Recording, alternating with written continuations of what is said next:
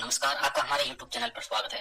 चतुर्थ श्रेणी कर्मचारी 2025 के लिए हमने मॉडल पेपर की सीरीज चालू की है, जो कि 7 अप्रैल 2025 को जारी हुए नए सिलेबस के अनुसार है। आप हमारे मॉडल पेपर को देखिए, जो कि मॉडल पेपर है बिल्कुल हूबहू जिस तरह का पेपर आएगा उसी के अनुसार बनाया गया है। आपकी तैयारी आपके मॉडल पेपर से और मजबूत होगी। तो पूरे पेपर को आप हल करने की कोशिश कीजिए और वीडियो को लाइक कीजिए और अपने दोस्तों में व्हाट्सएप, फेसबुक पर, इंस्टाग्राम पर शेयर कीजिए। और चैनल को सब्सक्राइब नहीं किया है तो चैनल को सब्सक्राइब जरूर कर लेंगे। चलिए देखते हैं अपना मॉडल पेपर। राजस्थान तथा मध्य प्रदेश की संयुक्त परियोजना कौन सी है?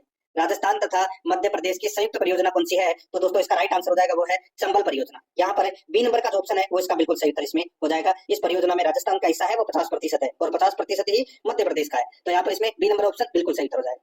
सेकंड नंबर का प्रश्न इसमें देखिए, हिंदुस्तान कॉपर लिमिटेड की स्थापना कब की गई? हिंदुस्तान कॉपर लिमिटेड की जो स्थापना है वो दोस्तों कब की गई और कहाँ की गई थी? खेतरी झुंझुनू में की गई थी। और कब की गई थी? 1967 में की गई थी। वर्ष 1967 में हिंदुस्तान कॉपर लिमिटेड की जो स्थापना है वो खेतरी झुंझुनू में की गई थी। यहाँ पर बी नंबर ऑप्शन बिल्कुल सही।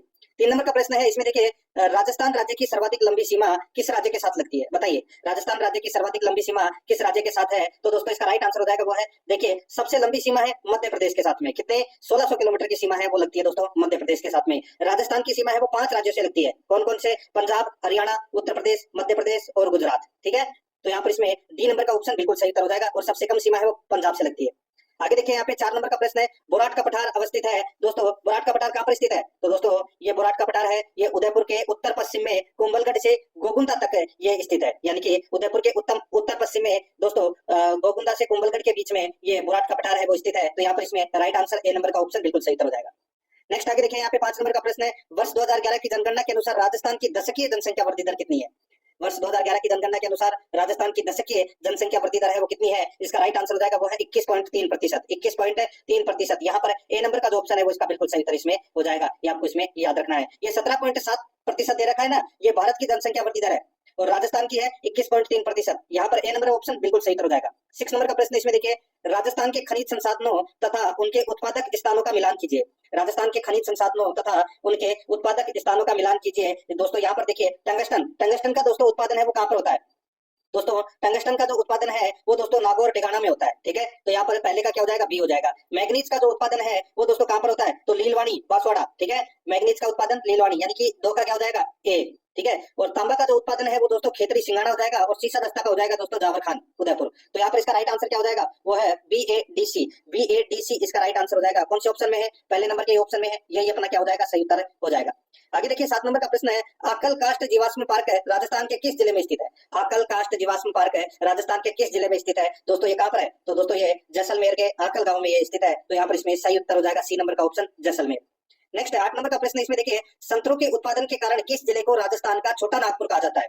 बताइए, राजस्थान का छोटा नागपुर किसे कहते हैं? देखिए, नागपुर में सर्वाधिक संतरों का उत्पादन होता है, तो राजस्थान में कहां पर संतरों का सर्वाधिक उत्पादन होता है? तो इसका राइट आंसर हो जाएगा वो है झालावाड़ में। यहाँ पर डी नंबर का ऑप्शन राइट, वो इसका राइट आंसर हो जाएगा। झालावाड़ जिले को दोस्तों राजस्थान का छोटा नागपुर कहते हैं। यहाँ पर डी नंबर ऑप्शन सही।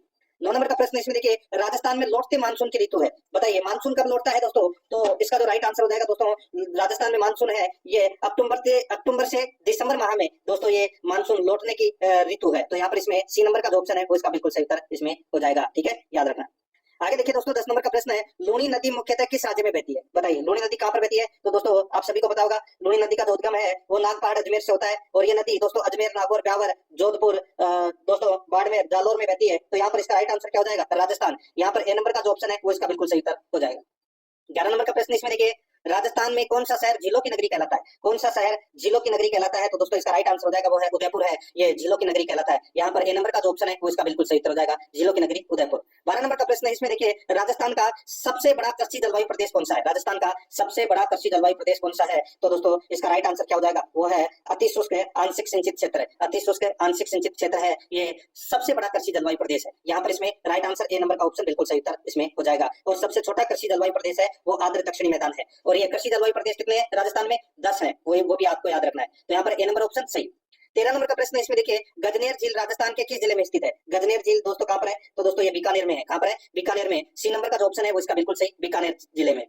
14 नंबर का प्रश्न इसमें देखिए, जाखम बहुउद्देशीय परियोजना राजस्थान के कौन से जिले में स्थित है? बताइए, जाखम बहुउद्देशीय परियोजना राजस्थान के कौन से जिले में स्थित है? सही उत्तर हो जाएगा वो है दोस्तों प्रतापगढ़ जिले में, प्रतापगढ़ जिले में। यहाँ पर डी नंबर का जो ऑप्शन है वो इसका बिल्कुल सही उत्तर हो जाएगा, याद रखना। नेक्स्ट आगे देखिए, यहाँ पे 15 नंबर का प्रश्न है, राजस्थान के वन्य जीव अभ्यारण्य के संबंध में सत्य कथनों का अध्ययन कीजिए व सही कोट की पहचान करें। दोस्तों, राजस्थान के वन्य जीव अभ्यारण्य के संबंध में अपने को सत्य कथन बताना है। यहाँ पर देखिए, बस्सी अभ्यारण्य राज्य के जयपुर जिले में स्थित है। दोस्तों, बस्सी अभ्यारण्य है वो कहाँ पर है? दोस्तों, ये बस्सी अभ्यारण्य चित्तौड़गढ़ जिले में स्थित है। यहाँ पर जयपुर है वो इसमें गलत दे रखा है, ठीक है। तालछापर अभ्यारण्य चूरू कृष्ण मृग के लिए प्रसिद्ध है, तो दोस्तों ये इसमें बिल्कुल सत्य कथन है, ठीक है। ये काले हिरणों के लिए प्रसिद्ध है दोस्तों, तालछापर अभ्यारण्य चूरू में स्थित है। तो यहाँ पर बी नंबर का ऑप्शन तो क्या हो जाएगा? सही। ए नंबर का क्या हो जाएगा? गलत। कूट भाषा के अंदर अपन देखें तो अपना राइट आंसर क्या हो जाएगा? केवल बी कथन है वो क्या है? सत्य है। यहाँ पर ए नंबर का ऑप्शन बिल्कुल सही उत्तर हो जाएगा। 16 नंबर का प्रश्न इसमें देखिए, चंबल नदी किन राज्यों से होकर बहती है? चंबल नदी किन राज्यों से होकर बहती है? दोस्तों, इसका जो राइट आंसर हो जाएगा, देखिए चंबल नदी का जो उद्गम है वो मध्य प्रदेश में जानाबाव की पहाड़ियों से इसका उद्गम होता है, और ये दोस्तों मध्य प्रदेश से निकलती है, राजस्थान में बहती हुई दोस्तों उत्तर प्रदेश में दोस्तों ये इटावा जिले में यमुना नदी में मिल जाती है। तो यहाँ पर इसका राइट आंसर क्या हो जाएगा? मध्य प्रदेश, राजस्थान और उत्तर प्रदेश। यहाँ पर ए नंबर का जो ऑप्शन है वो इसका बिल्कुल सही उत्तर हो जाएगा। 17 नंबर का प्रश्न इसमें देखिए, ये पांचना है, ठीक है। पांचना बांध परियोजना किस जिले में स्थित है? पांचना बांध परियोजना कहाँ पर है? बताया था मैंने आपको दोस्तों, करौली जिले में ये स्थित है। यहाँ पर एक नंबर का जो ऑप्शन है वो इसका बिल्कुल सही उत्तर हो जाएगा। 5 नदियों से निर्मित है दोस्तों ये पांचना बांध, जिसमें से नंबर 1 भद्रावती नदी, नंबर 2 अटा नदी, नंबर 3 माची नदी, नंबर 4 बरखेड़ा नदी और नंबर 5 बैसावट नदी, ठीक है। तो यहाँ पर इसका राइट आंसर हो जाएगा ए नंबर का ऑप्शन बिल्कुल सही। 18 नंबर का प्रश्न है इसमें देखिए, निम्नलिखित क्षेत्र तथा उनके प्रचलित नामों के संदर्भ में सही उल्लेखित युग्मों का चयन कीजिए। निम्नलिखित क्षेत्र तथा उनके प्रचलित नामों के संदर्भ में सही उल्लेखित युग्मों का क्या करना है? चयन करना है। यहाँ पर देखिए दोस्तों, ये जंगल प्रदेश नहीं है, जंगल प्रदेश है, ठीक है। जंगल प्रदेश बीकानेर व जोधपुर का जो उत्तरी भाग है, बीकानेर व जोधपुर का उत्तरी भाग है वो जंगल प्रदेश कहलाता है, बिल्कुल सही बात है। कुरु जो प्रदेश है वो दोस्तों देखिए भरतपुर राज्य का उत्तरी भाग, ये गलत हो जाएगा दोस्तों। कुरु है वो किसको बोलते हैं? तो ये बोलते हैं अलवर राज्य के उत्तरी भाग को कुरु कहा जाता है, ठीक है। तो ये अपना बी नंबर का क्या हो जाएगा? गलत हो जाएगा, क्योंकि भरतपुर की जगह अलवर आना चाहिए था। हाड़ौती, कोटा, बूंदी, बारा, झालावाड़, बिल्कुल सही है। कोटा, बूंदी, बारा, झालावाड़ के क्षेत्र को हाड़ौती कहते हैं। तो इसमें सही युग्म कौन कौन सा है? तो इसमें ए और सी क्या है? सही युग्म है। तो यहाँ पर इसका राइट आंसर क्या हो जाएगा? सी नंबर का जो ऑप्शन है वो इसका बिल्कुल सही। नेक्स्ट आगे देखिए, 19 नंबर का प्रश्न है, सूची फर्स्ट को सूची सेकंड से सुमेलित करना है। सूची फर्स्ट में दोस्तों यहाँ पर क्षेत्र दे रखे हैं और सूची सेकंड में नदियां दे रखी है। सूची फर्स्ट में क्षेत्र और सूची सेकंड में नदियां दे रखी है। यहाँ पर आप देख सकते हैं दोस्तों, मालपुरा करौली का मैदान, दोस्तों मालपुरा करौली का मैदान है, ये दोस्तों कौन सा मैदान कहलाता है? तो दोस्तों ये बनास उसकी सहायक नदियों द्वारा सिंचित मैदान को दोस्तों मालपुरा करौली का मैदान कहते हैं। तो ये बनास बेसिन हो जाएगा इसमें। डांग क्षेत्र, दोस्तों डांग क्षेत्र किसको कहते हैं? चंबल नदी के दक्षिणी हिस्से में जो अनियमित पहाड़ियां हैं उन्हें डांग कहते हैं, तो ये चंबल बेसिन हो जाएगा इसमें। छप्पन का मैदान, दोस्तों छप्पन का मैदान है वो किसको बोलते हैं? तो ये माही नदी और उसके सहायक नदियों द्वारा जो सिंचित क्षेत्र है, ठीक है, उसको छप्पन का मैदान कहते हैं। तो इसमें माही बेसिन आ जाएगा। और गग्गर का मैदान है दोस्तों, ये गग्गर बेसिन हो जाएगा यहाँ पे। तो यहाँ पर इसका राइट आंसर क्या हो जाएगा? वो है 2 3 1 4 इसका सही उत्तर हो जाएगा। यहाँ पे बी नंबर का जो ऑप्शन है वो इसका बिल्कुल सही उत्तर इसमें हो जाएगा, 2 3 1 4। 20 नंबर का प्रश्न इसमें देखिए, मैदानी भागों में की जाने वाली स्थानांतरित कृषि को क्या कहा जाता है? मैदानी भागों में की जाने वाली स्थानांतरित कृषि को क्या कहते हैं? तो दोस्तों उसको बोलते हैं दजिया। क्या बोलते हैं? दजिया बोलते हैं। यहाँ पर ए नंबर का जो ऑप्शन है वो इसका बिल्कुल सही उत्तर इसमें हो जाएगा। अब दोस्तों अपन भाग सेकंड के अंदर राजस्थान इतिहास एवं कला संस्कृति के 20 प्रश्न हैं वो पढ़ेंगे सिलेबस के अकॉर्डिंग। देखिए 21 नंबर प्रश्न है, चौहान वंश का प्रथम प्रतापी शासक किसे माना जाता है? चौहान वंश का प्रथम प्रतापी शासक है वो दोस्तों किसे माना जाता है? इसका सही उत्तर हो जाएगा दोस्तों, वो माना जाता है विग्रहराज द्वितीय को प्रथम प्रतापी शासक, ठीक है, विग्रहराज द्वितीय। यहाँ पर इसमें बी नंबर का ऑप्शन बिल्कुल सही उत्तर हो जाएगा। विग्रहराज चतुर्थ मत कर देना, विग्रहराज द्वितीय प्रथम प्रतापी शासक है वो माना जाता है। यहाँ पर इसमें बी नंबर ऑप्शन सही। 22 नंबर का प्रश्न इसमें देखिए, निम्नलिखित में से मतिरे राउ नामक युद्ध है वो कब हुआ था? दोस्तों मतिरे की राड़ नामक एक युद्ध है, मतिरे की राड़ कर लेने इसको, ठीक है। मतिरे की राड़ नामक युद्ध है वो दोस्तों कब हुआ था? तो ये 1644 ईस्वी में यही युद्ध हुआ था, और ये युद्ध है दोस्तों अमर सिंह राठौड़ और करण सिंह के मध्य हुआ था, ठीक है। एक जाखड़िया गांव को लेकर ये युद्ध हुआ था। यहाँ पर इसमें ए नंबर का ऑप्शन बिल्कुल सही उत्तर हो जाएगा। 23 नंबर का प्रश्न इसमें देखिए, राजस्थान में योगी मुद्रा में स्वदान कहाँ से प्राप्त हुआ? बताइए, राजस्थान में योगी मुद्रा में स्वदान कहाँ से प्राप्त हुआ है? तो इसका राइट आंसर हो जाएगा दोस्तों, ये प्राप्त हुआ है कहाँ से? तो इसका राइट आंसर हो जाएगा ये बालाथल से प्राप्त हुआ है दोस्तों, बालाथल सभ्यता से। यहाँ पर बी नंबर का जो ऑप्शन है वो इसका बिल्कुल सही उत्तर हो जाएगा। कहाँ पर है ये बालाथल सभ्यता? ये उदयपुर में है, ठीक है, बी नंबर ऑप्शन सही। 24 नंबर का प्रश्न है इसमें देखिए, नीमच छावनी से भागे हुए 40 अंग्रेज परिवारों को महाराणा स्वरूप सिंह ने किस स्थान पर शरण दी थी? नीमच छावनी से भागे हुए 40 अंग्रेज परिवारों को महाराणा स्वरूप सिंह ने किस स्थान पर शरण दी थी? तो यहाँ पर इसका राइट आंसर हो जाएगा, बताइए कौन से स्थान पर शरण दी थी? तो इसका सही उत्तर हो जाएगा वो है दोस्तों इसमें जग मंदिर में इनको शरण दी थी। जग मंदिर जो पिछोला झील के पास में स्थित है, वहां पर इनको शरण दी थी। यहाँ पर ए नंबर का ऑप्शन बिल्कुल सही उत्तर हो जाएगा, जग मंदिर। 25 नंबर का प्रश्न इसमें देखिए, बिजोलिया किसान आंदोलन के संदर्भ में असत्य कथन कौन सा है? बिजोलिया किसान आंदोलन के संबंध में असत्य कथन दोस्तों अपने को यहाँ पर क्या करना है, बताना है। यहाँ पर आप देख सकते हैं दोस्तों, देखिए बहुत ही अच्छा प्रश्न है। देखिए, इस किसान आंदोलन में सर्वाधिक धाकड़ जाति के किसानों ने भाग लिया, तो दोस्तों ये कथन है वो दोस्तों बिल्कुल सही बात है।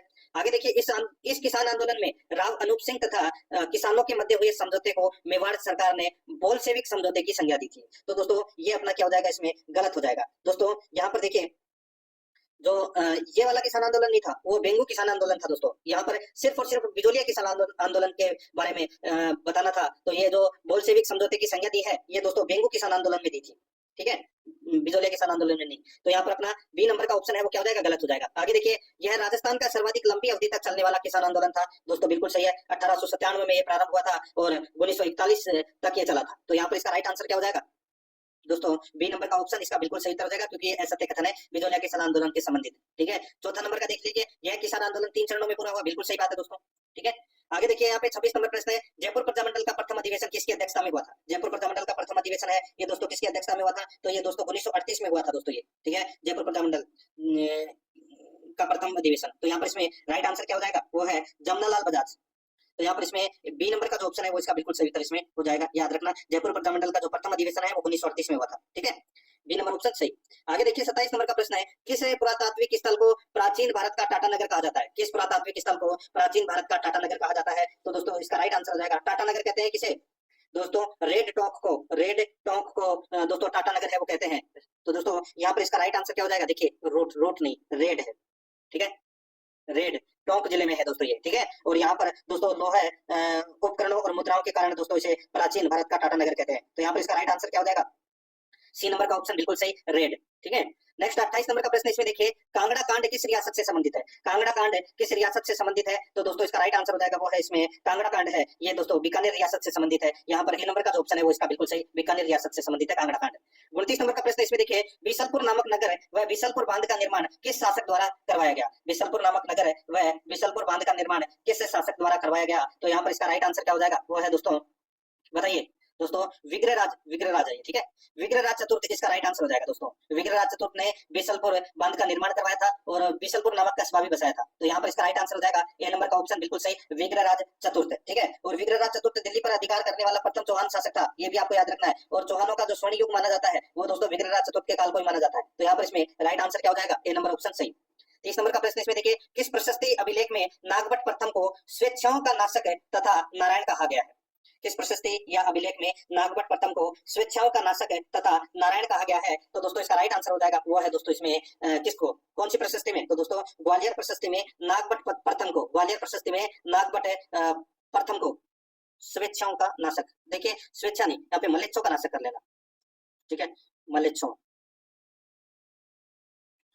का नाशक तथा नारायण कहा गया है। तो यहाँ पर इसमें राइट आंसर हो जाएगा कौन सी प्रशस्ति में? तो दोस्तों ग्वालियर प्रशस्ति में। तो यहाँ पर इसमें सी नंबर का ऑप्शन बिल्कुल सही। आगे देखिए, यहाँ पे 31 नंबर का प्रश्न है, निम्नलिखित में से किस लोक देवता का महमूद गजनवी से युद्ध हुआ था? महमूद गजनवी से युद्ध दोस्तों किसका हुआ था? तो दोस्तों गोगा जी का युद्ध हुआ था दोस्तों महमूद गजनवी से। तो यहाँ पर इसमें सी नंबर का ऑप्शन बिल्कुल सही उत्तर हो जाएगा। और गजनवी ने गोगा जी को जहार पीर कहा है। तो यहाँ पर इसमें सी नंबर ऑप्शन सही उत्तर गोगा जी। 32 नंबर का प्रश्न है, हवा महल की ऊपरी मंजिल का नाम क्या है? दोस्तों हवा महल की ऊपरी मंजिल का नाम क्या है? इसका राइट आंसर हो जाएगा वो है दोस्तों, ऊपरी मंजिल का नाम है दोस्तों, बताइए, देखिए 5 मंजिला इमारत है, ठीक है, हवा महल, जिसमें दोस्तों नंबर 1 शरत मंदिर, नंबर 2 रतन मंदिर, नंबर 3 विचित्र मंदिर, नंबर 4 प्रकाश मंदिर और नंबर 5 है दोस्तों हवा मंदिर। तो यहाँ पर इसमें राइट आंसर क्या हो जाएगा, वो है इसमें दोस्तों हवा मंदिर, ये सबसे ऊपरी मंजिल का नाम है। तो यहाँ पर इसका राइट आंसर हो जाएगा ए नंबर का जो ऑप्शन है वो इसका बिल्कुल सही उत्तर हो जाएगा, हवा मंदिर। नेक्स्ट आगे देखिए, यहाँ पे निम्नलिखित आभूषणों में से कौन सा आभूषण गले का आभूषण है? बताइए गले का आभूषण कौन सा है? तो दोस्तों गले का आभूषण आड़ है, चंपकली है, ठुसरी है, ये तीनों क्या है? ये दोस्तों तीनों है ये गले के आभूषण है। तो यहाँ पर इसमें राइट आंसर हो जाएगा अप्रोक्सीमेटली डी नंबर का ऑप्शन बिल्कुल सही। 34 नंबर का प्रश्न इसमें देखिए, वैष्णव संप्रदाय व कृष्ण भक्ति से प्रभावित चित्रशैली है, वैष्णव संप्रदाय व कृष्ण भक्ति से प्रभावित चित्रशैली है, तो वो कौन सी है? तो यहाँ पर इसका राइट आंसर क्या हो जाएगा, वो है दोस्तों इसमें, बताइए तो वो है नाथ द्वारा चित्रशैली। नाथ द्वारा चित्रशैली है ये दोस्तों वैष्णव संप्रदाय व कृष्ण भक्ति से प्रभावित चित्रशैली है। यहाँ पर डी नंबर का ऑप्शन बिल्कुल सही। 35 नंबर का प्रश्न है नागफणी है। नागफणी क्या है? तो दोस्तों नागफणी एक वाद्य यंत्र है और ये सुशीर वाद्य यंत्र है। कौन सा? सुशीर वाद्य यंत्र। यहाँ पर ए नंबर का ऑप्शन बिल्कुल सही उत्तर हो जाएगा। ये फूंक मारकर इसको बजाया जाता है। नेक्स्ट आगे देखिए दोस्तों, यहाँ पे 36 नंबर का प्रश्न है गौरी लोकनाट्य का प्रमुख सूत्रधार कौन था? बताइए गौरी लोकनाट्य का प्रमुख सूत्रधार कौन होता है? बताइए इसका जो राइट आंसर हो जाएगा वो है प्रमुख सूत्रधार, तो वो होता है दोस्तों कुड़कुड़िया यंत्र। कुड़कुड़िया यंत्र। यहाँ पर ए नंबर का जो ऑप्शन है वो इसका बिल्कुल सही उत्तर हो जाएगा। देखिए गौरी लोकनाट्य के प्रमुख 5 पात्र होते हैं। एक होता है कुड़कुड़िया जो प्रमुख सूत्रधार होता है, और दूसरा होता है दोस्तों पाठ गोपा, नंबर 3 झामटिया, नंबर 4 दोस्तों दोराइया, ठीक है, और नंबर 5 दोस्तों दोराइया होती है इसमें, ठीक है। तो ये दो ये हो गए, तो टोटल 5 हो गए। तो यहाँ पर इसमें राइट आंसर क्या हो जाएगा? वो है कुड़कुड़िया यंत्र। ए नंबर का ऑप्शन बिल्कुल सही। नेक्स्ट आगे देखिए दोस्तों, यहाँ पे त्रिमुखी बावड़ी किस जिले में स्थित है? त्रिमुखी बावड़ी किस जिले में स्थित है? तो दोस्तों इसका राइट आंसर हो जाएगा वो है इसमें उदयपुर में है दोस्तों ये त्रिमुखी बावड़ी। तो यहाँ पर इसमें त्रिमुखी है, ठीक है, ये थोड़ा सा टाइप सही नहीं हुआ है। त्रिमुखी बावड़ी है वो दोस्तों कहाँ पर है? तो ये उदयपुर में है। तो यहाँ पर इसका राइट आंसर हो जाएगा बी नंबर का ऑप्शन बिल्कुल सही उत्तर हो जाएगा, याद रखना, ठीक है। नेक्स्ट आगे देखिए दोस्तों, यहाँ पे 38 नंबर का प्रश्न है निम्नलिखित में से असुमेलित युग्म कौन सा है? निम्नलिखित में से असुमेलित युग्म है वो कौन सा है? यहाँ पर देखिए दोस्तों इसमें उत्तरी सीमा का प्रहरी है वो बटनेर दुर्ग को कहते हैं, बिल्कुल सही है। पूर्वी सीमा का प्रहरी लोहागढ़ दुर्ग को कहते हैं, ठीक है, लोहागढ़ है, लोहागढ़ दुर्ग को कहते हैं दोस्तों पूर्वी सीमा का प्रहरी। और दक्षिणी सीमा का जो प्रहरी है वो दोस्तों चित्तौड़गढ़ दुर्ग को कहते हैं, बिल्कुल सही है। और पश्चिमी सीमा का जो प्रहरी है वो मेहरानगढ़ दुर्ग, ये गलत हो जाएगा दोस्तों। देखिए राजस्थान का जो मध्य दुर्ग है, ठीक है, वो है दोस्तों तारागढ़, ठीक है। और पश्चिमी सीमा का जो प्रहरी है वो दोस्तों जैसलमेर आता है पश्चिमी जिले में, तो सोनारगढ़ हो गया उसका पश्चिमी सीमा का प्रहरी। तो यहाँ पर इसका राइट आंसर क्या हो जाएगा? डी नंबर का ऑप्शन बिल्कुल सही। ये जो युग्म है वो असुमेलित है, डी नंबर का ऑप्शन बिल्कुल सही। आगे देखिए तेजाजी के पुजारी को क्या कहा जाता है? तेजाजी के पुजारी को क्या कहा जाता है? राइट आंसर हो जाएगा दोस्तों घोड़ला कहते हैं तो तेजाजी के पुजारी को। यहाँ पर डी नंबर का ऑप्शन बिल्कुल सही हो जाएगा। 40 नंबर का प्रश्न इसमें देखिए सूची फर्स्ट को सूची सेकंड से सुमेलित कीजिए। सूची फर्स्ट में दोस्तों यहाँ पर है देखिए बादले नमदे रमकड़ा उद्योग खेसे दे रखे हैं, और सूची सेकंड में दोस्तों उनसे संबंधित जिले दे रखे हैं, यानी कि कौन सी चीज कहाँ की प्रसिद्ध है। देखिए बादले कहाँ के प्रसिद्ध है दोस्तों? बादले आप सभी को पता होगा पानी भरने के बर्तन जो जिंक से बने होते हैं वो होता है बादले, ठीक है, जिसमें पानी है वो काफी समय तक है वो ठंडा रहता है। तो बादले है ये जोधपुर के प्रसिद्ध है, ठीक है। नमदे कहाँ के प्रसिद्ध है? तो दोस्तों नमदे टोंक के प्रसिद्ध है। रमकड़ा जो उद्योग है, रमकड़ा उद्योग है वो दोस्तों गलियाकोट डूंगरपुर का प्रसिद्ध है। और खेसे है ये दोस्तों ये लेटा गांव, ठीक है, जो ये खेसले है ये दोस्तों लेटा गांव जालोर के प्रसिद्ध है। तो यहाँ पर इसका राइट आंसर क्या हो जाएगा? 2 1 4 3 2 1 है 4 3 इसका बिल्कुल सही उत्तर हो जाएगा, यानी कि अपना इसमें देखिए सी नंबर का जो ऑप्शन है वो इसका बिल्कुल सही उत्तर हो जाएगा। अब दोस्तों अपन यहाँ पे भारतीय संविधान के 5 प्रश्न है वो पढ़ेंगे सिलेबस के अकॉर्डिंग, ठीक है। 20 प्रश्न अपन ने राजस्थान भूगोल के पढ़े हैं और 20 प्रश्न राजस्थान इतिहास एवं कला संस्कृति के पढ़े हैं सिलेबस के अकॉर्डिंग, ठीक है। 40 प्रश्न तो ये हो गए 70 में से। अब अपन 5 प्रश्न है भारतीय संविधान के 5 प्रश्न है वो पढ़ रहे हैं, ठीक है। 5 प्रश्न अपन राजस्थान पॉलिटी के अलग से पढ़ेंगे। देखिए 41 नंबर का प्रश्न है संविधान के किस अनुच्छेद के तहत संसद नए राज्यों का गठन कर सकती है? तो दोस्तों कौन से अनुच्छेद के तहत संसद नए राज्यों का गठन कर सकती है? तो इसका राइट आंसर हो जाएगा वो है अनुच्छेद 3। यहाँ पर ए नंबर का जो ऑप्शन है वो इसका बिल्कुल सही उत्तर हो जाएगा अनुच्छेद 3। 42 नंबर का प्रश्न है इसमें देखिए विधि के शासन का सार तत्व है भारतीय संविधान में प्रदत्त निम्नलिखित मौलिक अधिकारों में से एक में पाया जाता है। विधि के शासन का सार तत्व है भारतीय संविधान में प्रदत्त निम्नलिखित मौलिक अधिकारों में से एक में पाया जाता है। तो दोस्तों इसका जो राइट आंसर हो जाएगा वो है दोस्तों समानता के अधिकार में। तो यहाँ पर इसका राइट आंसर डी नंबर का ऑप्शन बिल्कुल सही हो जाएगा, समानता का अधिकार। नेक्स्ट आगे देखिए 43 नंबर का प्रश्न है, इसमें देखिए भारतीय संविधान के अनुच्छेद 14 में प्रयुक्त वाक्यांश विधि के समक्ष समानता किस संविधान से उद्गृत है? बताइए विधि के समक्ष समानता किस संविधान में उद्गृत है? तो यहाँ पर इसका राइट आंसर हो जाएगा वो है दोस्तों ये ब्रिटेन के संविधान से दोस्तों लिया गया है। तो यहाँ पर इसमें राइट आंसर हो जाएगा ए नंबर ऑप्शन बिल्कुल सही। 44 नंबर का प्रश्न इसमें देखिए राज्यपाल से संबंधित निम्नलिखित कथनों पर विचार कीजिए। राज्यपाल से संबंधित निम्नलिखित कथनों पर क्या करना है? विचार करना है, बताना है दोस्तों कौन सा इसमें सही है। दोस्तों यहाँ पर देखिए वह भारत का नागरिक होना चाहिए, बिल्कुल सही बात है, ठीक है। उसकी आयु कम से कम 25 वर्ष होनी चाहिए, ये गलत हो जाएगा। उसकी आयु कम से कम दोस्तों 35 वर्ष है वो कम से कम होनी चाहिए, ठीक है। वह एक से अधिक राज्यों का राज्यपाल हो सकता है, बिल्कुल सही बात है। अब यहाँ पे 1 और 3 यानी कि ए और सी है, ये कथन है वो सत्य है। अपने को बताना था कि कौन सा कथन सत्य है, तो इसमें ए और सी कथन है वो सत्य है। सी नंबर का जो ऑप्शन है वो इसका बिल्कुल सही उत्तर हो जाएगा। 45 नंबर का प्रश्न इसमें देखिए राज्य सूचना आयुक्त की नियुक्ति के संदर्भ में बनाई गई समिति में कौन शामिल नहीं होता? राज्य सूचना आयुक्त की नियुक्ति के संदर्भ में बनाई गई समिति में कौन शामिल नहीं होता? तो दोस्तों इसका जो राइट आंसर हो जाएगा कौन शामिल नहीं होता? तो दोस्तों देखिए प्रदेश का मुख्यमंत्री होता है, विपक्ष का नेता होता है, कैबिनेट मंत्री होता है, लेकिन यहाँ पे प्रदेश का जो राज्यपाल है वो इस समिति में शामिल नहीं होता। तो यहाँ पर इसका राइट आंसर क्या हो जाएगा? बी नंबर का जो ऑप्शन है वो इसका बिल्कुल सही उत्तर इसमें हो जाएगा, ठीक है। नेक्स्ट आगे देखिए अब अपन भाग 4 में राजस्थान पॉलिटी के 5 प्रश्न है वो पढ़ेंगे सिलेबस के अकॉर्डिंग। देखिए यहाँ पे 46 नंबर प्रश्न है राज्य मंत्री परिषद के वेतन भत्तों का निर्धारण किसके द्वारा किया जाता है? राज्य मंत्री परिषद के वेतन भत्तों का निर्धारण किसके द्वारा किया जाता है? तो यहाँ पर इसका राइट आंसर हो जाएगा वो है राज्य विधानमंडल द्वारा किया जाता है दोस्तों, राज्य विधानमंडल द्वारा। यहाँ पर बी नंबर ऑप्शन सही उत्तर। नेक्स्ट आगे देखिए 47 नंबर का प्रश्न है, विधान परिषद के गठन के लिए निम्नलिखित में से किसके द्वारा सर्वप्रथम प्रस्ताव पारित किया जाता है? विधान परिषद के गठन के लिए निम्नलिखित में से किसके द्वारा सर्वप्रथम प्रस्ताव पारित किया जाता है? तो यहाँ पर इसका राइट आंसर हो जाएगा वो है दोस्तों, इसमें कौन सा बताइए? तो दोस्तों वो है विधानसभा में सबसे पहले प्रस्ताव वो पारित करना होगा। यहाँ पर बी नंबर का जो ऑप्शन है वो इसका बिल्कुल सही उत्तर इसमें हो जाएगा। ठीक है, आगे देखिए दोस्तों, यहाँ पे 48 नंबर का प्रश्न है, राजस्थान के संदर्भ में पंचायत समिति का अध्यक्ष अपना इस्तीफा किसे देता है? राजस्थान के संदर्भ में पंचायत समिति का अध्यक्ष अपना इस्तीफा किसे देता है? तो दोस्तों इसका जो राइट आंसर हो जाएगा वो है जिला प्रमुख को दोस्तों पंचायत समिति का अध्यक्ष है वो अपना इस्तीफा देता है। यहाँ पर सी नंबर का जो ऑप्शन है वो इसका बिल्कुल सही उत्तर इसमें हो जाएगा। ठीक है, आगे देखिए दोस्तों, यहाँ पे 49 नंबर का प्रश्न है, मुख्यमंत्री की नियुक्ति कौन करता है? मुख्यमंत्री की नियुक्ति है वो दोस्तों अनुच्छेद 164 के अनुसार है दोस्तों, मुख्यमंत्री की नियुक्ति राज्यपाल करता है। तो यहाँ पर इसमें right answer A number option हो जाएगा, राज्यपाल। नेक्स्ट 50 नंबर प्रश्न है, मुख्यमंत्री के कार्य एवं शक्तियों के संदर्भ में निम्नलिखित कथनों पर विचार कीजिए। बताइए, मुख्यमंत्री के कार्य एवं शक्तियों के संदर्भ में निम्नलिखित कथनों पर विचार कीजिए। अपने को बताना है कि दोस्तों कौन से कथन है वो दोस्तों इसमें सत्य है। ठीक है, उत्तर देना है दोस्तों। यहाँ पे देखिए, यहाँ पे मुख्यमंत्री आपातकाल के दौरान राजनीतिक स्तर पर राज्य का मुख्य सचिव होता है। राजनीतिक स्तर पर मुख्य सचिव नहीं, मुख्य प्रबंधक होता है दोस्तों। तो अपना पहला कथन है वो क्या हो जाएगा? गलत हो जाएगा। मुख्यमंत्री अंतर्राज्यीय परिषद की गवर्निंग काउंसिल का सदस्य होता है। तो दोस्तों बिल्कुल सही बात है। तो यहाँ पर बी नंबर का कथन है वो सत्य है, ए नंबर का क्या हो जाएगा? गलत हो जाएगा। अपने को सत्य कथन बताना था तो केवल बी कथन है वो क्या है इसमें सत्य है, बी नंबर ऑप्शन बिल्कुल सही। अब दोस्तों अपन सामान्य विज्ञान के 5 प्रश्न है वो पढ़ेंगे सिलेबस के अकॉर्डिंग। ठीक है, देखिए यहाँ पे 51 नंबर प्रश्न है, प्रकाश संश्लेषण में कौन सा परिवर्तन होता है? प्रकाश संश्लेषण में कौन सा परिवर्तन होता है? तो दोस्तों इसका राइट आंसर हो जाएगा ये रासायनिक परिवर्तन है। ठीक है, रासायनिक परिवर्तन। तो यहाँ पर इसका राइट आंसर हो जाएगा बी नंबर का जो ऑप्शन है वो सही उत्तर हो जाएगा। नेक्स्ट आगे देखिए 52 नंबर का प्रश्न है, निम्नलिखित धातुओं में से कौन सी विशाल संख्या में स्वचालित वाहनों वाले नगर की वायु को प्रदूषित कर देती है? निम्नलिखित धातुओं में से कौन सी विशाल संख्या में स्वचालित वाहनों वाले नगर की वायु को प्रदूषित कर देती है? तो यहाँ पर इसका राइट आंसर हो जाएगा वो है दोस्तों इसमें सीसा लेड। यहाँ पर सी नंबर का जो ऑप्शन है वो इसका बिल्कुल सही उत्तर हो जाएगा, सीसा लेड।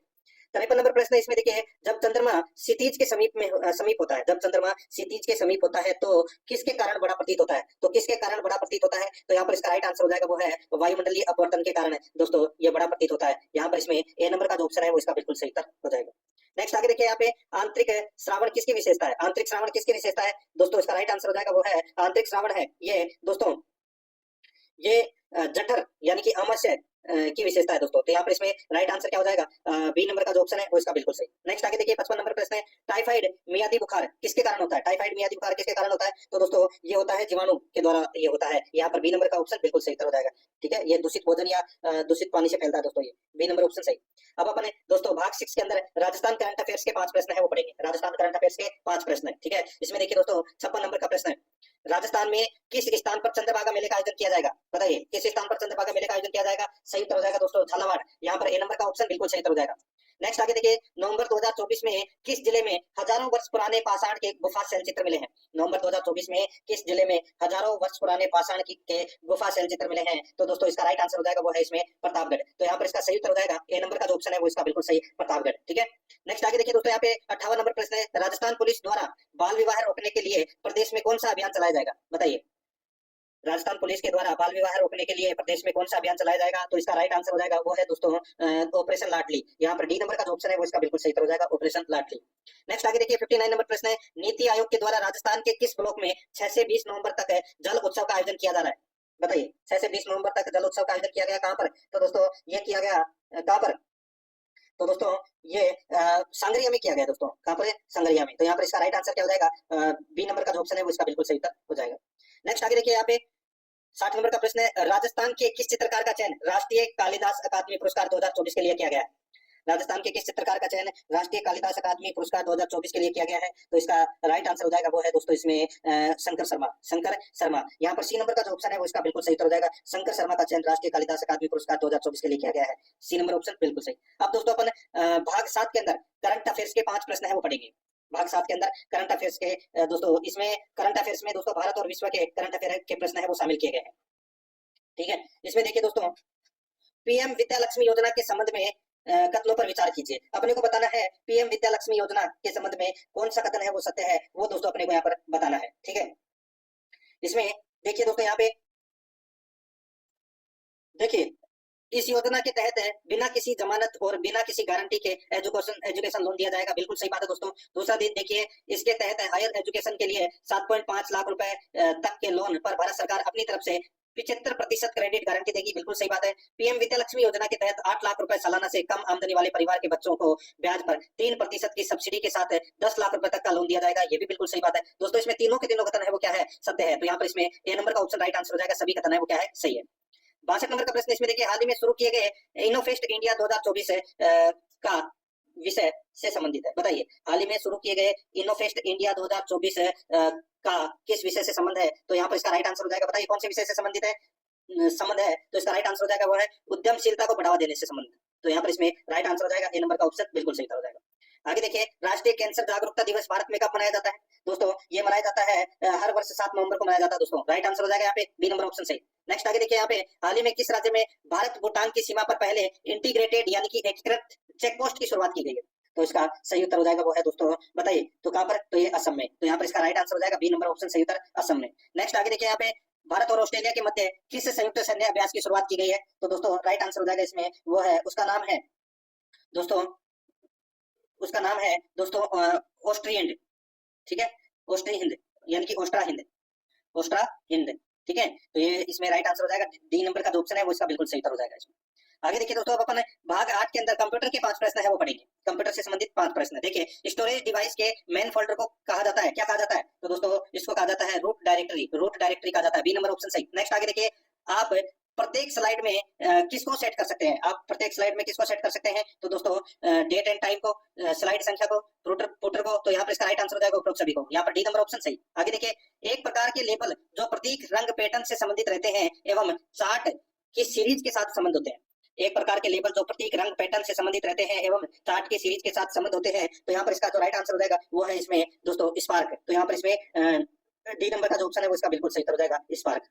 नेक्स्ट आगे देखिए दोस्तों, यहाँ पे देखिए स्पार्क नहीं आएगा दोस्तों, इसमें आएगा एक प्रकार के लेबल जो प्रतीक रंग पैटर्न से संबंधित रहते हैं एवं चार्ट की सीरीज के साथ संबंध होते हैं। लीजेंड्स आएगा दोस्तों इसमें। ठीक है, लीजेंड्स ए नंबर का जो ऑप्शन है वो इसका बिल्कुल सही उत्तर हो जाएगा, याद रखना लीजेंड्स। ठीक है, आगे देखिए, एमएस एक्सेल में वॉच विंडो कमांड किस टाइप में होता है? वॉच विंडो कमांड है वो किस टाइप में होता है? तो यहाँ पर इसका राइट आंसर हो जाएगा वो है फॉर्मूलाज टाइप में। यहाँ पर सी नंबर का जो ऑप्शन है वो इसका बिल्कुल सही, फॉर्मूलाज टाइप में। नेक्स्ट आगे देखिए, एमएस पावर पॉइंट प्रेजेंटेशन में लैंग्वेज प्रेफरेंस का विकल्प कहाँ होगा? तो कहाँ पर होगा लैंग्वेज प्रेफरेंस का विकल्प? तो इसका सही उत्तर हो जाएगा वो है दोस्तों रिव्यू टैब में, रिव्यू टैब में। सी नंबर का जो ऑप्शन है वो इसका बिल्कुल सही उत्तर इसमें हो जाएगा। अब दोस्तों अपन भाग 9 के अंदर हिंदी व्याकरण के 20 प्रश्न है वो सिलेबस के अकॉर्डिंग पढ़ेंगे। देखिए, 71 नंबर का प्रश्न है, जिस संज्ञा से पदार्थ में पाए जाने वाले किसी धर्म का बोध होता है उसे क्या कहते हैं? बताइए, जिस संज्ञा से पदार्थ में पाए जाने वाले किसी धर्म का बोध होता है उसे दोस्तों क्या कहते हैं? उसे कहते हैं भाववाचक संज्ञा। यहाँ पर सी नंबर का जो ऑप्शन है वो इसका बिल्कुल सही उत्तर हो जाएगा, भाववाचक संज्ञा। 72 नंबर का प्रश्न है, इसमें देखिए, विशेषण से बना भाववाचक संज्ञा शब्द छाटिए। विशेषण से बना भाववाचक संज्ञा शब्द को छाटना है दोस्तों। इसका जो राइट आंसर हो जाएगा वो क्या है? तो वो है सौंदर्य, सौंदर्य। यहाँ पर इसमें सी नंबर का ऑप्शन बिल्कुल सही उत्तर हो जाएगा। सुंदर जो यहाँ पर शब्द है वो है विशेषण और इसमें यह प्रत्यय लगा हुआ है। तो यहाँ पर इसमें जो सी नंबर का ऑप्शन है वो सही उत्तर हो जाएगा। 73 नंबर का प्रश्न, इसमें देखिए, निम्नलिखित में से कौन सा सर्वनाम का भेद नहीं है? बताइए, सर्वनाम का भेद है वो कौन सा नहीं है? देखिए, सर्वनाम के 6 भेद होते हैं, एक पुरुषवाचक, एक निश्चयवाचक, एक अनिश्चयवाचक, एक संबंधवाचक और एक प्रश्नवाचक और एक निजवाचक। तो यहाँ पर इसका राइट आंसर हो जाएगा दोस्तों परिमाणवाचक नहीं होता। ठीक है, यहाँ पर इसमें सी नंबर का ऑप्शन बिल्कुल सही।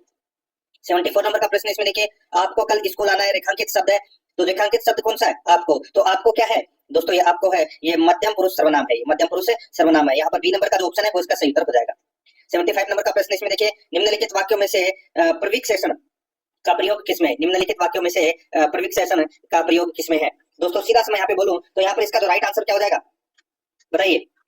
यानी कि दोस्तों इसका सही उत्तर हो जाएगा वो है दोस्तों, वह बहुत तेज दौड़ता है, वह बहुत तेज दौड़ता है। तो यहाँ पर इसमें तेज विशेषण है और बहुत है वो क्या है? प्रविशेषण है। तो यहाँ पर इसका राइट आंसर हो जाएगा सी नंबर का ऑप्शन बिल्कुल सही। नेक्स्ट आगे देखिए दोस्तों, यहाँ पे 76 नंबर का प्रश्न है, यहाँ से अपने आप घर जा सकता हूँ, रेखांकित सर्वनाम कौन से प्रकार का है? देखिए, यहाँ पे रेखांकित में अपने आप दे रखा है, अपने आप क्या है? तो दोस्तों ये निजवाचक सर्वनाम है। तो यहाँ पर इसमें राइट आंसर हो जाएगा सी नंबर का ऑप्शन बिल्कुल सही। नेक्स्ट 77 नंबर का प्रश्न, इसमें देखिए, रूप के आधार पर क्रिया विशेषण का भेद कौन सा नहीं है? रूप के आधार पर क्रिया विशेषण का भेद कौन सा नहीं है? तो दोस्तों रूप के आधार पर क्रिया विशेषण के तीन भेद होते हैं, एक मूल क्रिया विशेषण, एक यौगिक क्रिया विशेषण और एक कारण क्रिया विशेषण। तो यहाँ पर इसका राइट आंसर क्या हो जाएगा, वो है दोस्तों अनुबद्ध क्रिया विशेषण है वो इसका विशेषण यानी कि क्रिया विशेषण का भेद नहीं है रूप के आधार पर। तो यहाँ पर इसमें सी नंबर का जो ऑप्शन है वो सही उत्तर हो जाएगा। नेक्स्ट आगे देखिए 78 नंबर का प्रश्न है, निम्नलिखित में से नौका शब्द का पर्यायवाची है, नौका शब्द का पर्यायवाची है वो क्या है दोस्तों, इसका राइट आंसर क्या हो जाएगा, नौका शब्द का पर्यायवाची है वो है दोस्तों तरणी। क्या है दोस्तों, देखिए नौका शब्द का पर्यायवाची शब्द है, तो यहाँ पर इसका सही उत्तर हो जाएगा वो है दोस्तों, देखिए ये तरणी, बी नंबर का जो ऑप्शन है वो इसका राइट आंसर हो जाएगा। नौका का पर्यायवाची शब्द दोस्तों नाव भी होता है, तरणी भी होता है, जलयान भी होता है, ठीक है। तो यहाँ पर इसमें बी नंबर का ऑप्शन बिल्कुल सही। ये ऊपर वाला जो तरणी है ये दोस्तों सूर्य का पर्यायवाची है। आगे देखिए दोस्तों यहाँ पे 79 नंबर प्रश्न है, निम्नलिखित में से धरती का पर्यायवाची शब्द कौन सा नहीं है, बताइए धरती का पर्यायवाची शब्द कौन सा नहीं है दोस्तों, इसका राइट आंसर हो जाएगा वो है निशित। निशित है ये दोस्तों धरती का पर्यायवाची नहीं है, ये रात का पर्यायवाची है। किसका है, रात का। नेक्स्ट आगे देखिए दोस्तों यहाँ पे 80 नंबर का प्रश्न है, रेवती रमन, मृसली, हलदर आदि शब्द किसके पर्यायवाची शब्द है, तो दोस्तों ये किसके पर्यायवाची शब्द है, देखिए हलदर, हल को कौन धारण करता है, बलराम। तो यहाँ पर इसका राइट आंसर हो जाएगा ये बलराम के पर्यायवाची शब्द है दोस्तों, यहाँ पर बी नंबर का ऑप्शन बिल्कुल सही। नेक्स्ट आगे देखिए दोस्तों यहाँ पे 81 नंबर का प्रश्न है, तड़ित शब्द किसका पर्यायवाची है, तड़ित शब्द किसका पर्यायवाची है, तो दोस्तों तड़ित शब्द है ये बिजली का पर्यायवाची है। किसका, बिजली का पर्यायवाची है। यहाँ पर डी नंबर का ऑप्शन बिल्कुल सही उत्तर हो जाएगा, बिजली का। नेक्स्ट आगे देखिए उपसर्ग शब्द का विलोम है, उपसर्ग शब्द का विलोम है वो क्या हो जाएगा दोस्तों, उपसर्ग का विलोम हो जाएगा परसर्ग। क्या हो जाएगा, परसर्ग। यहाँ पर इसमें सी नंबर का ऑप्शन बिल्कुल सही, परसर्ग, ठीक है। नेक्स्ट आगे देखिए दोस्तों यहाँ पे 83 नंबर प्रश्न है, निम्नलिखित में से कौन सा विलोम युग्म गलत है, कौन सा विलोम युग्म गलत है दोस्तों, यहाँ पर देखिए इसमें उपचय अपचय बिल्कुल सही है, आर्वी भाव तिरोभाव ये भी बिल्कुल सही है, अंतर्भाव बहिर्भाव ये भी बिल्कुल सही है। यहाँ पर देखिए दोस्तों इसमें देखिए सजल अजल, सजल अजल, तो दोस्तों इसमें आप देख सकते हैं सजल का सही विलोम है वो क्या हो जाएगा, निर्जल हो जाएगा। यहाँ पे अजल है वो इसमें गलत दे रखा है, डी नंबर का जो ऑप्शन है वो इसका बिल्कुल सही उत्तर हो जाएगा। 84 नंबर का प्रश्न इसमें देखिए मिथ्या का विलोम शब्द है दोस्तों, मिथ्या का विलोम शब्द है वो है सत्य। क्या है, सत्य। राइट आंसर हो जाएगा यहाँ पे बी नंबर का ऑप्शन सही था। आगे देखिए आंसू कवि शब्द के लिए वाक्यांश होगा, आंसू कवि शब्द के लिए वाक्यांश होगा, तो दोस्तों यहाँ पर इसका राइट आंसर हो जाएगा वो है वह जो शीघ्र कविता कर देता है, वह जो शीघ्र कविता कर देते हैं उसे दोस्तों आंसू कवि कहते हैं। यहाँ पर इसमें right answer A number option हो जाएगा। 86 नंबर का प्रश्न इसमें देखिए सूर्योदय शब्द का निम्न में से सही संधि विच्छेद होगा, सूर्योदय शब्द का सही संधि विच्छेद क्या हो जाएगा, तो दोस्तों सूर्य प्लस उदय, सूर्य प्लस उदय। तो यहाँ पर इसका राइट आंसर हो जाएगा सी नंबर का ऑप्शन बिल्कुल सही उत्तर हो जाएगा, सूर्य प्लस उदय। और इसमें गुण स्वर संधि का क्या हुआ है, प्रयोग हुआ है। आगे देखिए 87 नंबर का प्रश्न है, अनवीक्षा पद में प्रयुक्त उपसर्ग का नाम है, अनवीक्षा पद में प्रयुक्त उपसर्ग का नाम है तो वो क्या है, तो दोस्तों अनु प्लस इक्षा, अनु प्लस इक्षा। तो यहाँ पर इसमें सी नंबर का जो ऑप्शन है वो इसका सही उत्तर हो जाएगा। 88 नंबर का प्रश्न इसमें देखिए आदित्य शब्द में पढ़ते हैं, आदित्य शब्द में कौन सा पढ़ते हैं दोस्तों, इसका राइट आंसर हो जाएगा वो है अदिति प्लस ये, अदिति प्लस ये। तो इसमें ये क्या है, पढ़ते हैं, यहाँ पर ए नंबर का ऑप्शन बिल्कुल सही उत्तर हो जाएगा। आगे देखिए यहाँ पे 89 नंबर का प्रश्न है, इसमें देखिए दोस्तों जुरिडिक्शन, जुरिडिक्शन का समानार्थक शब्द क्या हो जाएगा दोस्तों, जुरिडिक्शन का समानार्थक शब्द है वो क्या हो जाएगा, वो हो जाएगा दोस्तों अधिकारिता। क्या हो जाएगा, अधिकारिता यानी कि न्यायिक क्षेत्र अधिकार। तो यहाँ पे इसमें राइट आंसर हो जाएगा ए नंबर का ऑप्शन बिल्कुल सही। आगे देखिए परिपत्र में निम्न में से क्या नहीं होता, परिपत्र में निम्न में से क्या नहीं होता, तो दोस्तों इसका राइट आंसर हो जाएगा वो है इसमें संबोधन नहीं होता दोस्तों, ठीक है। यहाँ पर डी नंबर का ऑप्शन बिल्कुल सही उत्तर हो जाएगा, संबोधन। अब दोस्तों अपन भाग 10 में इंग्लिश ग्रामर के 15 प्रश्न है वो सिलेबस के अकॉर्डिंग पढ़ेंगे। देखिए यहाँ पे विच टेंस फिट्स बैठ, यानी कि इसमें कौन सा टेंस है वो फिट बैठता है वो दोस्तों अपने को यहाँ पर बताना है। देखिए I for 2 hours when she called, दोस्तों यहाँ पर देखिए इसमें पास्ट परफेक्ट कंटीन्यूअस टेंस का इसमें क्या हुआ है, प्रयोग हुआ है, ठीक है। तो यहाँ पे had been waiting, had been waiting का प्रयोग होगा, I had been waiting for 2 hours when she called. तो यहाँ पर इसमें डी नंबर का जो ऑप्शन है वो इसका बिल्कुल सही उत्तर हो जाएगा। आगे देखिए यहाँ पे 92 नंबर का प्रश्न है, स्पॉट द इनकरेक्ट टेंस, बताइए अपने को बताना है कि कौन सा पार्ट में एरर है वो बताना, ठीक है। देखिए यहाँ पर they will have been living here since 10 years, बताइए। तो दोस्तों यहाँ पर देखिए सिंस 10 years की जगह क्या आएगा, फॉर 10 years आएगा। तो यहाँ पर इसमें राइट आंसर कौन से पार्ट में एरर है, तो दोस्तों यहाँ पे सी नंबर के पार्ट में एरर है, तो यहाँ पर सी नंबर का ऑप्शन बिल्कुल सही उत्तर हो जाएगा। आगे देखिए यहाँ पे 93 नंबर का प्रश्न है, चूज द करेक्ट ऑप्शन। यहाँ पर देखिए the manager will review the report, the manager will review the report. तो दोस्तों यहाँ पर इसमें राइट आंसर हो जाएगा, देखिए the report will be reviewed by the manager, the report will be reviewed by the manager. तो यहाँ पर इसमें ए नंबर का जो ऑप्शन है वो इसका बिल्कुल सही उत्तर इसमें हो जाएगा, ये आपको इसमें याद रखना है। आगे देखिए 94 नंबर का प्रश्न है, इसमें देखिए spot the incorrect passive form, spot the incorrect passive form. तो इसमें देखिए he had completed the project, he had completed the project. तो यहाँ पर इसका राइट आंसर क्या हो जाएगा, वो है दोस्तों the project is completed by him, ये अपना इसमें राइट आंसर हो जाएगा, बी नंबर का ऑप्शन बिल्कुल सही। 95 नंबर प्रश्न इसमें देखिए choose the correct option, choose the correct option. इसमें देखिए she said what A beautiful day, she said what A beautiful day. तो दोस्तों इसका राइट आंसर क्या हो जाएगा, वो है she exclaimed that it was a beautiful day. तो यहाँ पर इसमें ए नंबर का जो ऑप्शन है वो इसका बिल्कुल सही उत्तर इसमें हो जाएगा। 96 नंबर का प्रश्न है, इसमें देखिए sport the incorrect indirect from, sport the incorrect indirect from. तो इसमें देखिए he said I can swim, he said I can swim. तो दोस्तों यहाँ पर इसका राइट आंसर हो जाएगा, देखिए इसमें कैन का क्या हो जाएगा, कुड हो जाएगा, कैन का क्या हो जाएगा, कुड हो जाएगा, ठीक है। तो इसमें इसका राइट आंसर क्या हो जाएगा दोस्तों, देखिए कैन है वो कुड हो जाता है इनडायरेक्ट स्पीच में, ठीक है। तो यहाँ पर इसमें इसका राइट आंसर क्या हो जाएगा, देखिए यहाँ पे इनकरेक्टली पूछा है, ठीक है, इनकरेक्ट इनडायरेक्ट फ्रॉम। तो यहाँ पर he said that he can swim. तो देखिए यहाँ पर इसका राइट आंसर क्या हो जाएगा, बी नंबर का जो ऑप्शन है वो इसका बिल्कुल सही उत्तर इसमें हो जाएगा, कैन स्विम नहीं आएगा दोस्तों यहाँ पे। 97 नंबर का प्रश्न है, इसमें देखिए change to interrogative, change to interrogative. इसमें देखिए दोस्तों she has finished her homework. तो दोस्तों इसका सही उत्तर हो जाएगा वो है इसमें कौन सा, तो इसमें हो जाएगा देखिए has she finished her work homework, ठीक है। तो यहाँ पर इसमें राइट आंसर हो जाएगा दोस्तों ए नंबर का जो ऑप्शन है वो इसका बिल्कुल सही। नेक्स्ट आगे देखिए यहाँ पे choose the correct exclamatory from. तो इसमें देखिए the movie was thrilling, the movie was thrilling. तो यहाँ पर इसका सही उत्तर क्या हो जाएगा दोस्तों, इसका राइट आंसर हो जाएगा वो है what A thrilling movie it was. तो दोस्तों यहाँ पर इसमें ए नंबर का ऑप्शन बिल्कुल सही उत्तर हो जाएगा। आगे देखिए आइडेंटिफाई द इनकरेक्ट पार्ट। दोस्तों अपने को ये बताना है कि कौन से पार्ट में एरर है। देखिए I have so A movie last night, I have so A movie last night है। तो दोस्तों इसमें देखिए इसमें सो है वो इसमें नहीं आएगा, ठीक है। तो यहाँ पर इसका राइट आंसर क्या हो जाएगा दोस्तों, देखिए इसमें सीन का प्रयोग होगा, किसका, सीन का। तो यहाँ पर इसमें राइट आंसर हो जाएगा बी नंबर का ऑप्शन बिल्कुल सही, I have seen A movie last night, ठीक है। नेक्स्ट आगे देखिए दोस्तों यहाँ पे 100 नंबर का प्रश्न है find the incorrect part, find the incorrect part. तो दोस्तों इसमें देखिए she bought an unique gift yesterday, she bought an unique gift yesterday. तो दोस्तों इसका जो राइट आंसर हो जाएगा वो है इसमें देखिए यहाँ पर जो एन का प्रयोग हुआ है, ठीक है, ये इसमें गलत आएगा, ठीक है, ये गलत यूज हुआ है दोस्तों इसमें। तो इसमें क्या होना चाहिए था, तो दोस्तों इसमें देखिए इसमें यूनिक,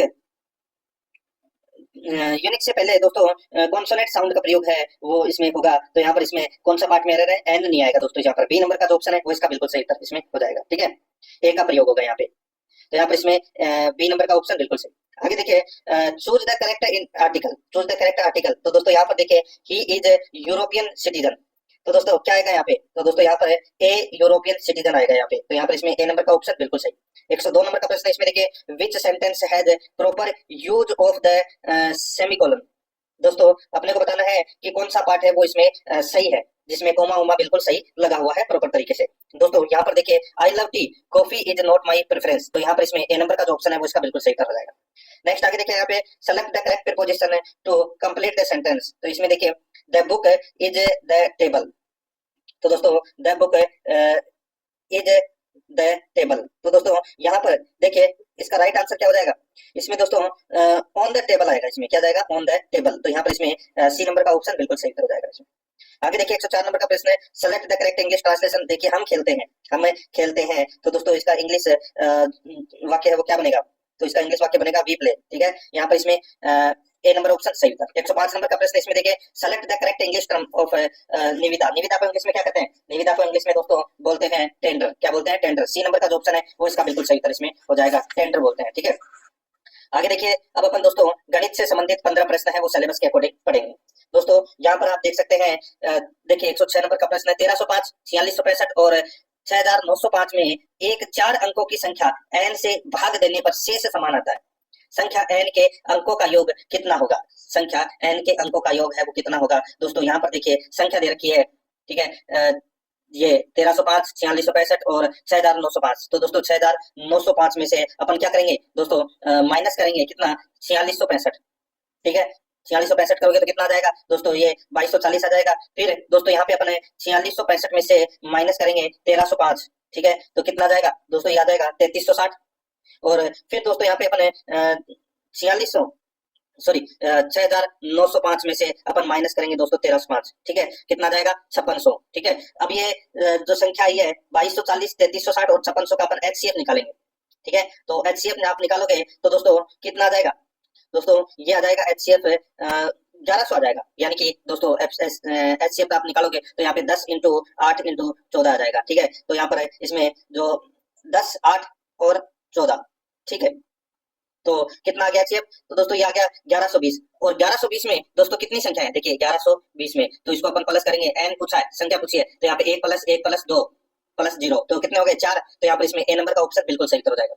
आगे देखिए प्रथम गुणती से सम संख्याओं का औसत क्या है? तो प्रथम गुणती से सम संख्याओं का औसत क्या है? तो दोस्तों n+1, ठीक है, कितना हो जाएगा 30। तो यहाँ पर इसमें 29+1 30 हो जाएगा। यहाँ पर इसमें ए नंबर का ऑप्शन बिल्कुल सही। आगे देखिए यदि किसी व्यक्ति को विक्रम मूल्य पर 20% की हानि होती है तो उसके हानि का प्रतिशत ज्ञात कीजिए। तो उसके हानि का प्रतिशत है वो दोस्तों अपने को क्या करना है? ज्ञात करना है।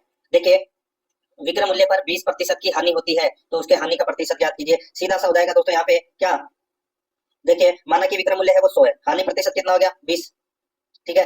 तो दोस्तों कोई वस्तु है, ठीक है, उसका विक्रम मूल्य है वो कितना है 100 रुपए, ठीक है। हानि प्रतिशत है वो दोस्तों विक्रम मूल्य पर 20% है, विक्रम मूल्य पर 20% है। तो दोस्तों यहाँ पे अपने को क्रम मूल्य ज्ञात करना है। तो क्रम मूल्य कितना हो जाएगा दोस्तों? क्रम मूल्य कितना हो जाएगा 120 हो जाएगा, ठीक है।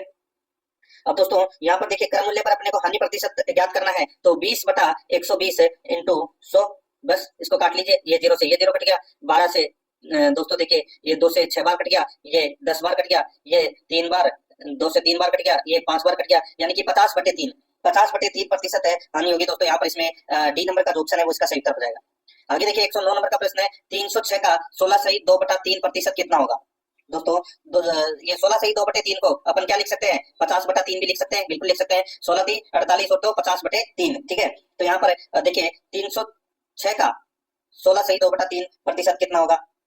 तो यहाँ पर इसका राइट आंसर हो जाएगा दोस्तों, देखिए इसको अपन ऐसे लिख सकते हैं 306/100 इंटू 50/3, ठीक है। तो आप इसको काटोगे तो दोस्तों देखिए ये कितनी बार कट गया? 2 बार, ठीक है। तो ये कितनी बार कट गया दोस्तों? ये 153 बार, ठीक है। और ये 3 से कितनी बार कट गया दोस्तों? 5 3 15 यानी कि 5 और 1 51, ठीक है। कितना आ गया? 51। तो यहाँ पर इसका राइट आंसर हो जाएगा दोस्तों सी नंबर का ऑप्शन बिल्कुल सही 51। आगे देखिए एक परीक्षा जिसका पूर्णांक 500 है, अजय को 145 अंक प्राप्त हुए, अजय को कितने प्रतिशत अंक प्राप्त हुए? एक परीक्षा जिसका पूर्णांक 500 है, अजय को 145 अंक प्राप्त हुए, अजय को कितने प्रतिशत अंक प्राप्त हुए? दोस्तों सीधा सा है, 145/500 इंटू 100 कर लीजिए, ठीक है। तो ये 2 0 से ये 2 0 कट गए, 145 में 5 का भाग दे लीजिए, कितना आ जाएगा दोस्तों? इसका राइट आंसर हो जाएगा 29। तो यहाँ पर इसमें ए नंबर का जो ऑप्शन है वो इसका बिल्कुल सही उत्तर इसमें हो जाएगा। आगे देखिए यहाँ पे 111 नंबर का प्रश्न है, 111 नंबर का प्रश्न है, इसमें देखिए एक किताब का क्रम मूल्य 200 रुपए है, यदि इसे 10% लाभ पर बेचा जाए तो किताब का विक्रय मूल्य क्या होगा? भाई 200 का आप 10% और जोड़ दीजिए, उसमें कितना हो जाएगा? 220, ठीक है। तो कितना हो जाएगा दोस्तों? इसका राइट आंसर हो जाएगा ए नंबर का ऑप्शन सही उत्तर। आगे देखिए 848 रुपए ऋण को 9% की दर से 4 समान वार्षिक किस्तों से भुगतान किया जाता है, तो किसका मूल्य बताइए? तो दोस्तों किसका अपने को क्या करना है? मूल्य बताना है। देखिए कितना है यहाँ पे, किसका मूल्य अपने को यहाँ पर ज्ञात करना है। देखिए 848 रुपए ऋण को 9% की दर से 4 समान वार्षिक किस्तों से भुगतान किया जाता है, तो किसका मूल्य अपने को यहाँ पर बताना है। दोस्तों यहाँ पर देखिए किसका मूल्य अपन कैसे निकालेंगे? तो दोस्तों 848 इंटू 100 बटे, देखिए यहाँ पर 4 समान वार्षिक किस्तों से भुगतान किया जाता है, 4 समान वार्षिक किस्तों से क्या किया जाता है? भुगतान किया जाता है। तो दोस्तों यहाँ पे 848 का आधा कितना हो जाएगा दोस्तों? 424। तो यहाँ पर 424, ठीक है। तो इसे काट लीजिए दोस्तों, एक नहीं मर गया 2 बार, तो यहाँ पर 2 इंटू 100 कितना हो जाएगा? 200। तो यहाँ पर इसमें बी नंबर का ऑप्शन बिल्कुल सही। आगे देखिए वह धनराशि बताओ जिसका 10% की दर से 2 वर्ष का चक्रवर्ती ब्याज 105 रुपए, बताइए। दोस्तों सीधा सा है, यहाँ पर देखिए चक्रवर्ती ब्याज का पूछा है 10% की दर से। देखिए ऑप्शन उठा के कर लीजिए, जैसे कि मैंने 500 रुपए उठाए, ठीक है। तो 500 रुपए का 10% कितना हो जाएगा? 50 रुपए, ठीक है। इसमें जोड़ दीजिए दोस्तों चक्रवर्ती ब्याज, तो कितना हो जाएगा? 550, ठीक है। अब 550 का दोस्तों आप 10% और निकाल लीजिए, तो कितना हो जाएगा? 55। अब आप 550 में 55 जोड़ लीजिए, ठीक है। तो कितना हो जाएगा दोस्तों? ये हो जाएगा 605। अब अपना मूलधन कितना था? 500, जो कि अपन ने ऑप्शन से उठाया था। ब्याज कितना हो गया दोस्तों? 50 और 55 कितना हो गया? 105। तो यहाँ पर इसका right answer B number option हो जाएगा। आगे देखिए माँ बेटियों सुनंदा और गिरिजा में 2492 उनकी आयु के अनुपात में बांटना चाहती है। यदि गिरिजा की आयु 16 वर्ष तथा सुनंदा की आयु 12 वर्ष है, तब सुनंदा प्राप्त करेगी। दोस्तों यहाँ पर देखिए माँ बेटियों सुनंदा और गिरिजा में 2492 उनकी आयु के अनुपात में बांटना चाहती है, ठीक है।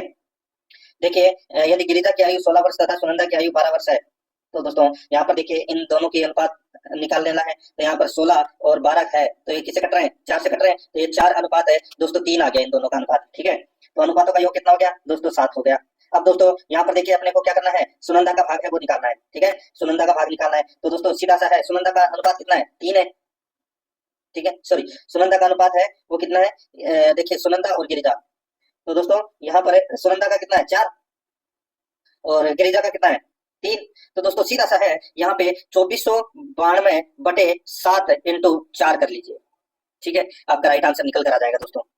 यहाँ पर इसका सही उत्तर कितना हो जाएगा दोस्तों, देखिए काट लीजिए इसको, जिसको आप काटोगे तो इसका सही उत्तर निकल कर आ जाएगा।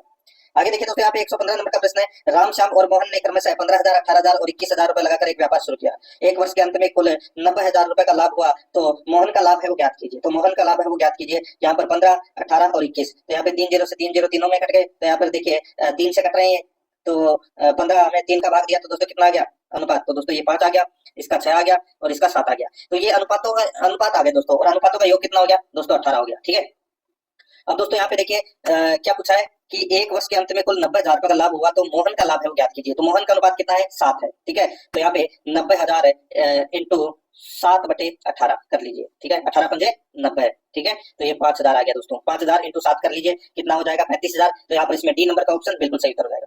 आगे देखिए 116 नंबर का प्रश्न है। ABC एक कार्य को क्रमशः 10 घंटे, 12 घंटे और 15 घंटे में समाप्त कर सकते हैं। तीनों मिलकर इस कार्य को कितने घंटे में समाप्त करेंगे दोस्तों? तीनों मिलकर इस कार्य को कितने घंटे में समाप्त करेंगे दोस्तों? 10, 12 और 15 का HCF निकालोगे तो कितना आ जाएगा दोस्तों? 60 आ जाएगा। ठीक है, अब यहाँ पर देखिए क्या पूछा है, तीनों मिलकर इस काम को कितने में करेंगे। तो दोस्तों इसमें देखिए 60 में 10 का भाग दोगे तो दोस्तों कितना आ जाएगा 6, 12 का भाग दोगे तो दोस्तों कितना आ जाएगा 5 और 15 का भाग दोगे तो दोस्तों कितना आ जाएगा 4, यानी कि 6, 5 और 4 कितने होते हैं 15। दोस्तों 15 में 60 में 15 का भाग दे लीजिए, कितना आ जाएगा 4 घंटे। यही अपना सही उत्तर हो जाएगा, ए नंबर ऑप्शन सही। आगे देखिए 10 आदमी किसी काम को 18 दिन में कर सकते हैं। यदि 6 दिनों बाद 5 आदमी और शामिल हो जाए तो शेष काम को कितने दिनों में, यानी कि शेष काम कितने दिनों में समाप्त हो जाएगा दोस्तों? वही वाला जो सूत्र है आपने देखा होगा, मैन इंटू डेज, यानी कि M1 D1 बराबर है M2 D2। ठीक है, यही वाला है। तो यहाँ पर कितने आदमी है मैन, दोस्तों मैन है 10 पहले काम के लिए। ठीक है, तो 10 इंटू 18 ये तो हो गया पहला। दूसरे में देखिए 6 दिनों में 5 आदमी और शामिल हो जाए, 6 दिनों में 5 आदमी और शामिल हो जाए। ठीक है, तो यानी कि दोस्तों 10